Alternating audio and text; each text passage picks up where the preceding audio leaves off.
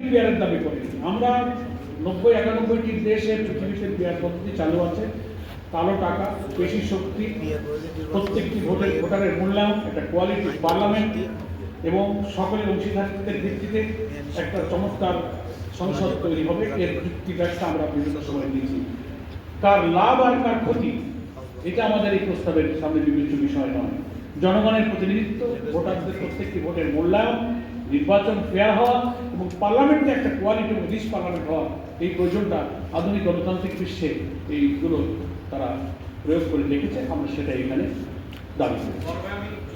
Next, এই নির্বাচনে অংশগ্রহণের সুযোগ তো তাদের নেই। তাদের ব্যাপারে সরকারের যে রাষ্ট্রীয় ঘোষণা বা তাদের রাজনৈতিক কার্যক্রমকে নিষিদ্ধ করার পরে ইলেকশন কমিশন আবার ব্যাখ্যা দিয়েছে যে তারা এই ঘোষণার কারণে নির্বাচনে অংশ নিতে পারবে না।